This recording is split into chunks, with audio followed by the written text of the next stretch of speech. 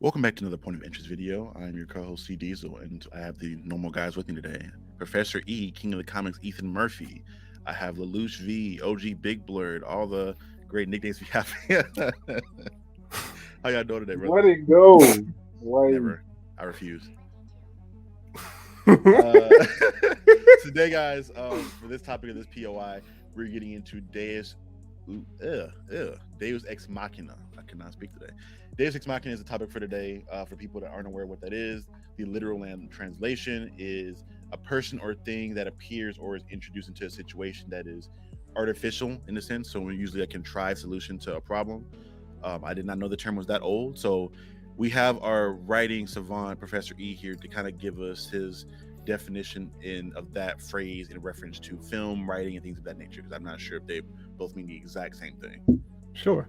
So, I mean, obviously, like you said, it goes back a long ways. It was the exact phrasing Deus Ex, of course, like you said, is Latin, but it was originally used in plays. And Deus Ex Machina, is if you break it down and translate it, it says the God machine.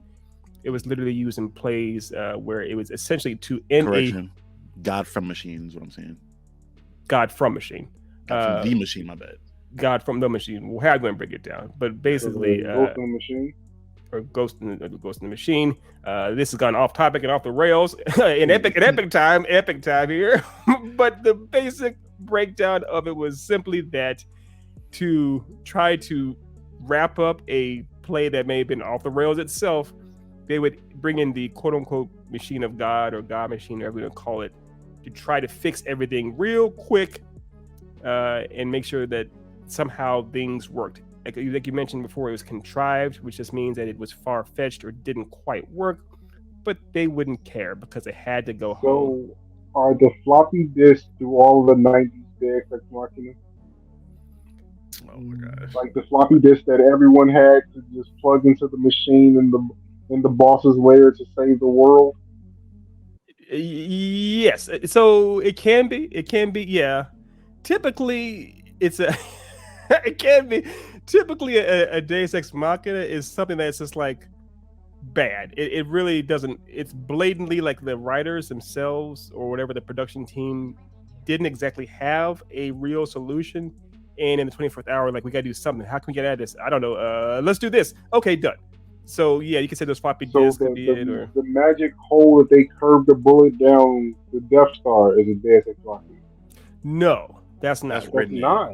No. Because it's actually Okay. set up. It's set up from the very beginning. That's the whole literally the whole movie was set up. Was set up for that the Death Star plans that Leia was trying to get to Obi-Wan or Ben Kenobi, whatever you call him. So the that idea was, and it's meant to be. It is very much all the characters.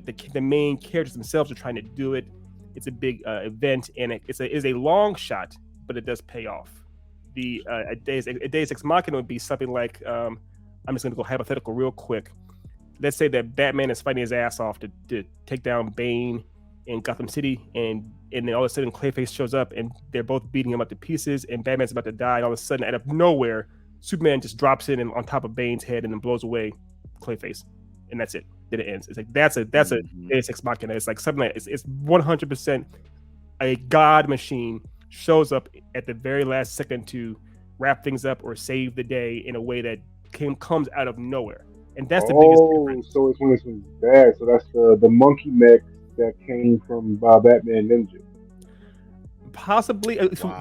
from what I remember, though, Because they didn't like really. literally no setup before that showed monkeys or Right. bats coming together to form a monkey mech. Did they save the day? Did they like change Then the? they Did they, did. They Yes, okay. fought Yeah. the machine made by the Joker, his mech, and yeah, that happened in feudal Yeah. Japan, no less. Like Okay. in feudal Japan, where they have less technology than we do now, there was Yeah. two mechs fighting each other. It's not That because I definitely saw that movie once, and I was like, never again. And I remember there would be monkeys. There were giant ass monkeys in there, and Robin there because I remember Robin was involved with them or some way too. But I was like, I can't. The thing is, that movie is such a giant cluster F to begin with. Trying to determine, oh, this is a 25th hour thing that came out of nowhere, as opposed to anything else in that movie, is a bit of a stretch, anyways. it's bad But fiction. fair. So But my yeah. question for that would be for Deus Ex Machina: does it always have so does the random event always have to be, I guess, unrelated to that? To be completely unrelated to that character. So in my head, one that may or may not be is, if you remember, Batman Begins, where Batman is at the top of the tower in Arkham Asylum and the police are surrounding him, and he pulls out this sonar device that draws like a million bats to him that he like drops down the tower. It's something that's like, it's believable that he has, but you never saw any setup that he had this particular gadget ever. So in that particular example, it's not a Deus Ex Machina because he does set it up. You actually do see him in the Batcave working on a device. You don't know what it's going to be used for. It's more of a setup and a payoff. You see him trying to get something that calls bats. He's pushing buttons and everything, and you see it pay off later on with him actually pulling it off his shoe and using it. Yeah, I do not remember that scene at all. Yeah, that's nuts. Because there's a whole montage showing him building his suit and getting all the fibers to get the long strands, the fibers to put in the cape, all these things. Right. Part of it is that too. So it is a subtle plan. So essentially, it is a payoff without a setup. Exactly. It's a massive payoff with absolutely no setup. And it's one of those things too where it's such a blatant payoff with no setup that it's like, huh? It's kind of like if you were watching something and you're like, okay, where did this come from? That's what they say. Oh, it's a Deus Ex Machina. I mean, I'm sure you heard people, in comedy shows where they're watching some bad movie, like Family Guy or whatnot, and they're watching something and they say, oh, there's a Deus Ex Machina right there. That's what it's referring to. It's when something is like so blatantly, it seems lazy. Tenet is Deus Ex Machina the movie. Oh my god! Which one? You're coming in hot Tenet. today. Tenet is like, I don't even. It's almost with Tenet. There's not really enough. I don't even know what is there to like. Yeah, typically there's got to be like a somewhat of a through line that's happening in the movie or the show, or what have you. And this thing comes in, kind of breaks in. That just kind of seems wild and out of place. Tenet, the whole movie is kind of out of place. You don't know what's going on most of the time, so it's like, when something happens at the end, it's like, okay, I guess that makes sense too. You make things reverse in time by thinking it should have before it happened. That's the whole explanation. Yeah, and they pretty much are like, there's a point where they try to do the exposition, and she's basically like, don't worry about that. It doesn't make sense. The movie itself pretty much says, yeah, we don't understand what's happening either. Don't worry about it. So it's like, well, how can we? So yeah, like they just Deus Ex Machina leading to another Deus Ex Machina, leading to another Deus Ex Machina, leading to a M. Night Shyamalan moment, leading to another Deus Ex Machina. Right. Yeah. It can be. Yeah. Deus. Yeah. That's another thing too. If you try to do a huge twist, for example, you brought up what's his face, M. Night Shyamalan, right? Most people here have seen Signs. If you haven't seen Signs, I guess close your ears for the next. Step one: if you haven't seen Signs, don't watch it. Or if you want to see Signs, take off your headphones, like Charlie, like Charlie just did. And we'll do the thumbs up. I'm probably never gonna watch this movie anyway, so you're fine. Okay, if you don't mind. So with Signs, the biggest thing is it is lazily trying to be set up as far as saying to the character, what's Joaquin Phoenix's character? Wink away. I forget his name, Merle or something like that. But they say, just swing away, which makes a goddamn sense. And so at the end of the movie, he's swinging his baseball bat at glasses of water in the house, and the water is the real Deus Ex Machina, because for some reason, these aliens who came to a planet that's 90% water, like 80 or 90, somehow didn't realize, oh, wait a minute. That stuff hurts us. Water bad. Water bad. Water real bad. And of course, it melts them and hurts them. Speaking of which, over time, people have said that in The Wizard of Oz, how the bucket of water melts the witch. Spoiler alert for The Wizard of Oz. Out of nowhere, it was never established he had a weakness to water. There's no solution to beat this all-powerful witch, but yet a bucket of water completely kills her. So they've said that as a Deus Ex Machina as well. People have at times said this, even though I kind of think it's meant to be ironic.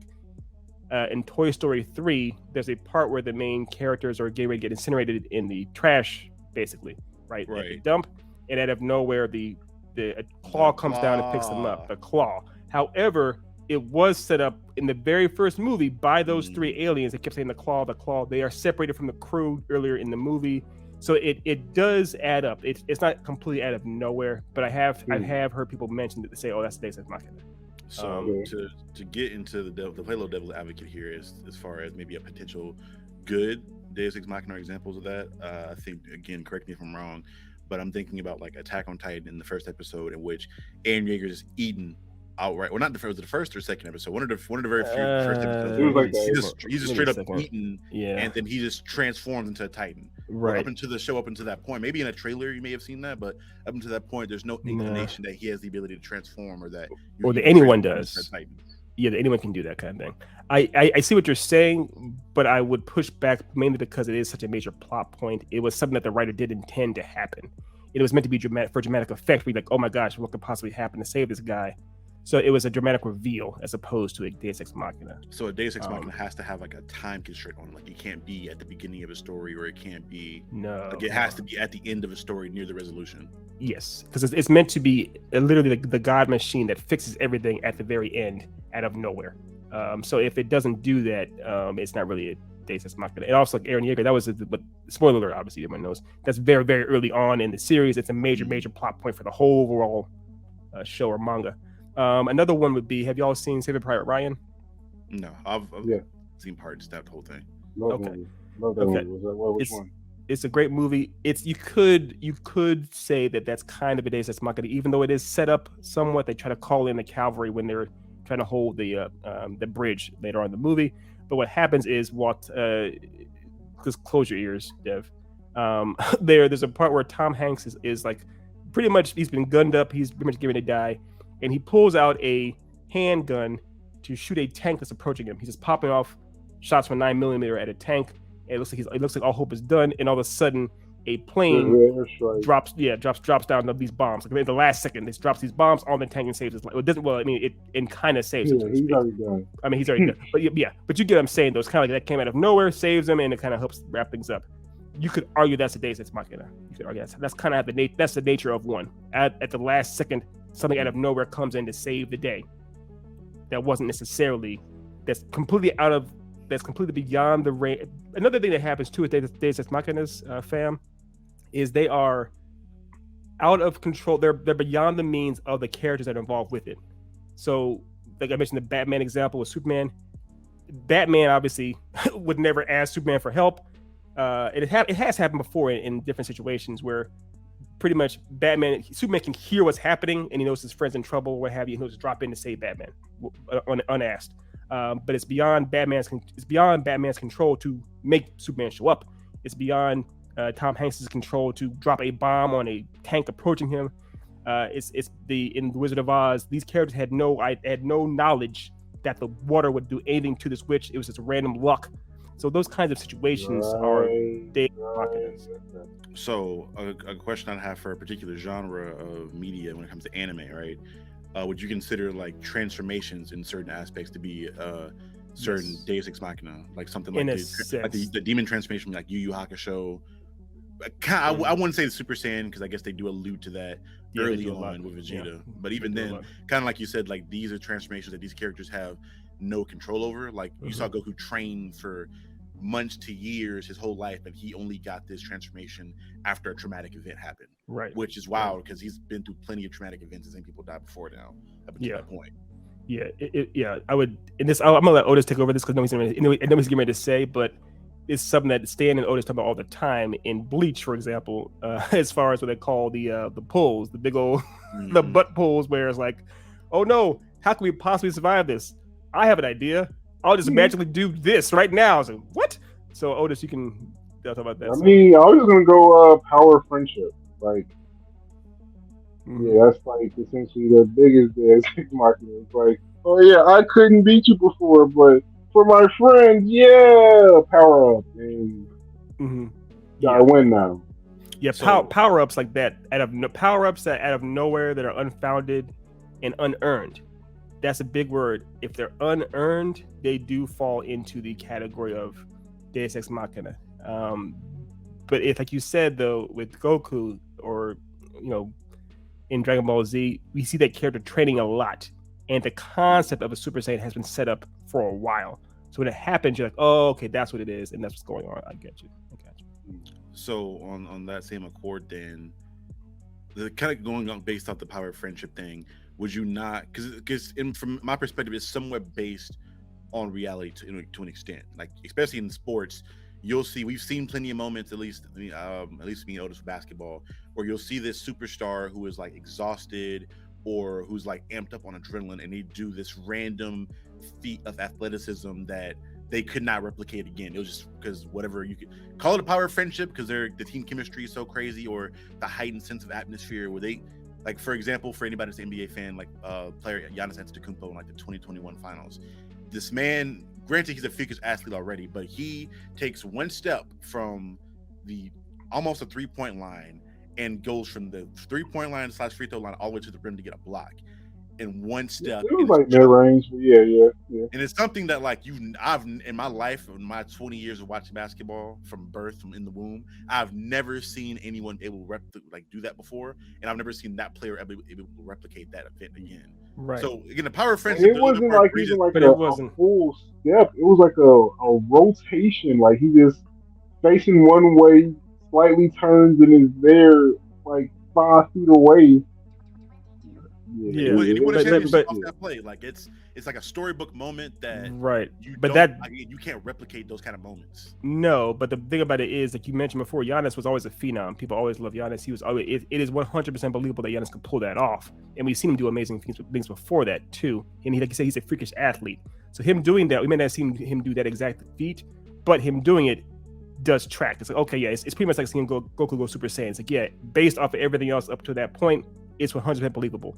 A better example that I would go with is probably something like Jeremy Lin, where this dude literally came out of nowhere off the bench. I mean, he was like eighth stringer. He was nobody. Shouldn't have even been there basically. And they're pretty much like, yo, man, we have no other choice. Get in there and do something. And he knew he had to. He was sleeping on his friend's couch. He had to bust his ass in order to stay around. And so he does. He pulls off like a whole bunch of crazy points. He even goes on to beat Kobe Bryant in the Lakers one time. So that's where I would say, oh, someone who no one cared about, saw, even knew existed, is able to do something insanely freakish that's closer to a Deus Ex Machina and help his team win multiple times. That's closer to Deus Ex Machina. If you saw that in a movie, think about that. If that was a movie and you have the main cast doing their things and their teams, like how can we possibly win? You never even see this other character ever in the movie. And all of a sudden, at the last hour, like this random guy shows up off the bench, scores all these points and wins. Like you'd be like, what? This is a terrible movie. So that's kind of how it feels. That's why when people say that we're in a simulation, I have a hard time saying otherwise, because it's story like things like that like couldn't have been written any better. Yeah. We're like and the way things happen and the way things are set up, and that's why I'm not mad when people get on the power of friendship thing at all. But I'm like, well, it's at least for me, looking at it from that standpoint, that perspective, it's somewhat based in reality, because you've seen those moments. You've heard about moms lifting cars off their kids with adrenaline or whatever else. You've seen these things where these people that seemingly don't have the ability to do these superhuman feats pull them off out of pure emotion and care or whatever else for the other people they're involved with, or even in their own selves when it comes to like motivation to play and be an athlete, things of that nature. Yeah, and again, and this is no slight at all to Jeremy Lin. He's an amazing player, and we actually know in his backstory he did train and play extremely hard before that. We didn't see it, but it was already there. So it actually does track. We just didn't know about it. We can say Otis. I actually lost my train of thought. I'm still my bad, Brody. Another example of it, because I just saw going back to water. I just saw Dev chugging some water there. Have y'all seen the movie War of the World? The most recent version of War of the Worlds with Tom Cruise, directed by Steven Spielberg. I have not. Oh, you can tell by Otis' reaction. So it's set up again. It's one of those things where aliens are invading and they're attacking us. We have no idea how to beat them. And at the end, they themselves just start dying out of nowhere. It's like, huh? What? And then Morgan Freeman comes on in his Morgan Freeman narrator voice and says, oh, it turns out that the aliens had no right to be here because we humans being here, we had developed all kinds of immunities to aliens, to viruses and disease, but these aliens did not. Therefore, viruses killed them off. The end. It's literally like, oh, am I wrong? It's like a 2-minute quick like thing. It's like out of nowhere. Literally, like the virus. They were about to die. Like no like escape, no backup plan. Like it was the end of the road, and then I'm just gonna die. It's like what was it? Like the mist. Like disappeared at the end with the tanks come through. No, because the tanks didn't do anything. They didn't change anything. It wasn't about the. No, I mean like at the very Well, end, after he kills everybody, and then like the military just randomly comes through at the end, where you think the whole world's just desolate at that point. Right. So you seen Naruto, right, Charlie? Yes, I've seen Naruto. In Kimimaro, him dying randomly. Oh Deus Ex yeah. Machina. Didn't they set up his sickness though beforehand, like with him coughing or whatever else? Actually, you're right. You're right. You're actually right. They did. So if they Granted, it was really abrupt though. I will say that it was abrupt and random. Like literally about to kill Gara and Lee together and die right there. Yeah. Shout out Kimimaro, man.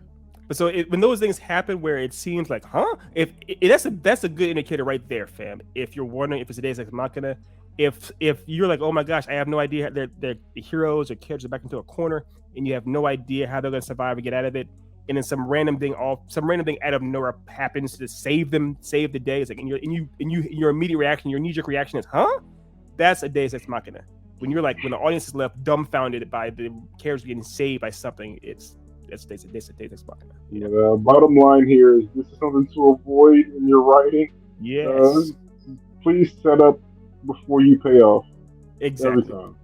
He's 100% right. Please set up before you pay off. And that's one thing too. I mean, obviously writing things or producing, stories or movies or what have you, they are not overnight. You have your time. If you realize, wait a minute, we need to find some way to get Batman saved. Oh yeah, how about we have it that Superman will do it? Okay, how can we set up that Superman will know where Batman is, what's going on? How about we have it that Batman may be too prideful to do it, but if he's with Lois may hit something on her phone to do it. Cool.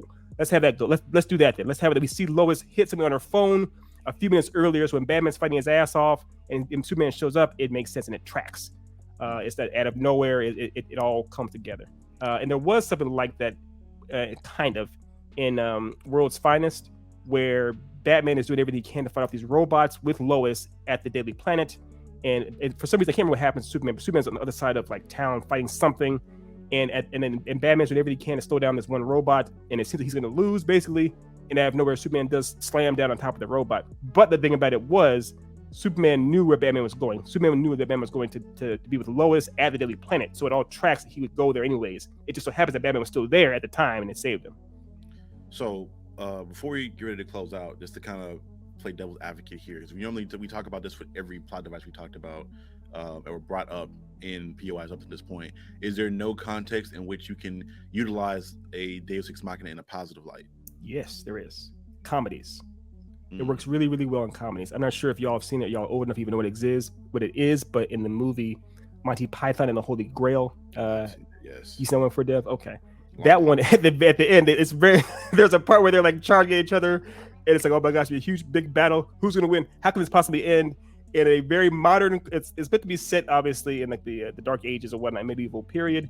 In a very modern car, this rolls up right between the two armies, getting ready to fight. Says, "Hey, our budgets run out. We've got to stop this movie. It's over. We got to stop. Shut down everything." He grabs the camera, and the movie ends. It's very much like they couldn't afford to have a big battle, so the Deus Ex Machina shuts everything down. But it's meant to be a laugh. It's meant for comedy. Oh, so She-Hulk ended a major Deus Ex Machina. That's a weird. That one is very much, it was deliberate, where it was all like that was scripted as far as we're shattering the fourth wall and doing everything else. It wasn't. It kind of is a Deus Ex Machina, but it was deliberate, and that's also why you saw the reaction to it. It wasn't good. So even though it was planned for laughs, the execution for the most part left people feeling kind of sour. See, that one in particular, I'm not mad at the execution. I think people just didn't like the character and didn't like the actor. Well, not even the actor specifically. I don't think people like that character like that. Because if Deadpool did that same thing and it was funny, and like I think people would not care. But I also don't think Deadpool is a good movie. No, not the movie. I'm saying if that character did that same exact thing where they just jumped in, because he's done it in the comics before. Deadpool kills the Marvel Universe. That's the entire concept of that. Is that he's jumping between books. I think that's the concept of this Deadpool movie coming out too. Actually, or Deadpool 3. It might be, but with this show though, you got to remember again, it has to be set up and payoff. Right? There's been no sign at all that Jenna Walters was. I know she talks to the camera. I know that happens, but still, there's no sign at all that she's in a TV show or a production or that Disney's even existing. So for her to go that far outside of the realm of the fourth wall, even Deadpool hasn't done that yet in the movies, right? In the movies, so it's like that to go that far beyond is like, okay, all right, this is a bit much. This is a bit much. Fair enough. Again, maybe this is a personal thing with me. If I see you break the fourth wall and like make meta commentary during your show, I feel like you kind of just know that you're in a show. And obviously it's okay to do it somewhat, but to go that far and beyond, it can be a bit. Yeah. It can be a bit, jarring to the people watching it and the fans. Mm. Well, guys, that was Deus Ex Machina. We appreciate you guys for tuning in, and I appreciate our lovely co-host for giving us this wealth of knowledge for ourselves and for the people watching. So thank you guys. We thank you for your support. We hope for your continued support. We will see you guys next time. Peace. Call us lovely.